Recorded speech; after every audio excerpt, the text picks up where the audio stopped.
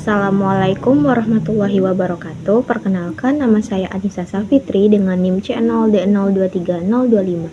Baiklah, di sini saya akan memaparkan materi yang berjudul pemotongan PPh pasal 26. Baiklah, di sini ada definisi PPh pasal 26, di mana menurut Undang-Undang Pajak Penghasilan Nomor 36 Tahun 2008, PPh pasal 26 yaitu pajak penghasilannya dikenakan atas penghasilan yang terima wajib pajak luar negeri dari Indonesia selain bentuk usaha tetap atau BUT di Indonesia. Dan selanjutnya ada subjek PPh pasal 26, di mana subjeknya yaitu wajib pajak yang dikenakan pemotongan PPh pasal 26, yaitu wajib pajak luar negeri atau orang pribadi maupun badan selain bentuk usaha tetap yang menerima atau memperoleh penghasilan. Selanjutnya yaitu objek PPh pasal 26, di mana yang pertama terdapat adanya dividen, royalti, sewa, dan penghasilan lain sehubungan dengan penggunaan harta. Selanjutnya hadiah dan penghargaan, imbalan sehubungan dengan jasa, pekerjaan, dan kegiatan. Dan yang terakhir yaitu pensiun dan pembayaran berkala lainnya. Yang kedua yaitu penghasilan dari penjualan atau pengalihan harta di Indonesia yang berupa yaitu perhiasan mewah, berlian, emas, intan, barang antik, mobil, motor, kapal pesiar, dan pesawat terbang ringan dengan nilai 10 juta rupiah ke atas untuk setiap jenis transaksi.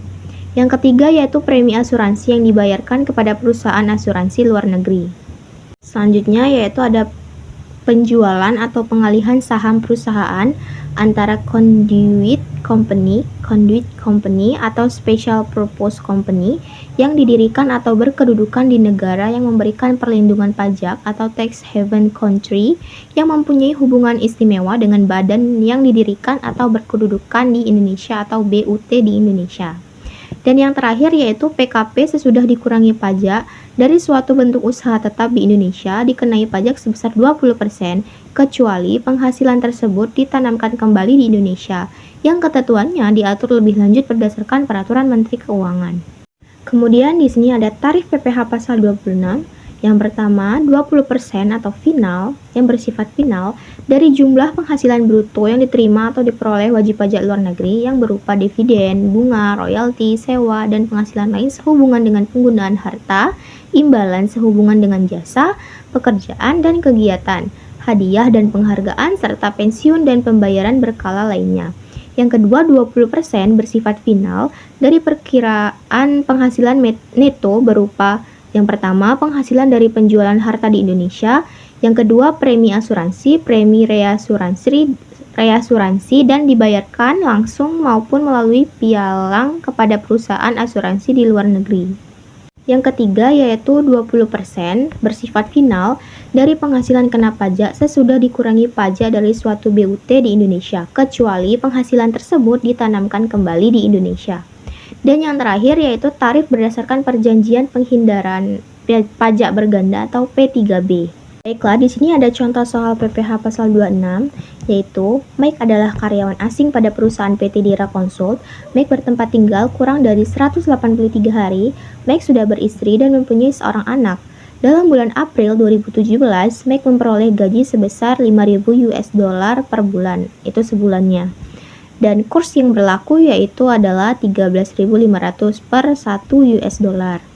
Berikut adalah penyelesaiannya, di mana penghasilan bruto berupa gaji sebulan yaitu 5.000, di mana gaji yang didapat oleh Mike sebulan dan dikalikan dengan 1 US dollar yaitu sebesar 13.500 dan didapatlah hasilnya 67.500. Nah, untuk penerapan tarifnya yang dikenakan oleh Mike yaitu sebesar 20%. Dan dikalikan dengan hasil brutonya yaitu 67.500 dan didapatlah hasilnya yaitu 13.500. Jadi, PPh pasal 26 atas gaji Mike bulan April 2017 yaitu sebesar 13.500.000. Baiklah, sekian video presentasi mengenai PPh pasal 26 dari materi saya. Saya mohon maaf apabila ada salah kata maupun salah penulisan dalam materi saya. Saya ucapkan terima kasih. Wassalamualaikum warahmatullahi wabarakatuh.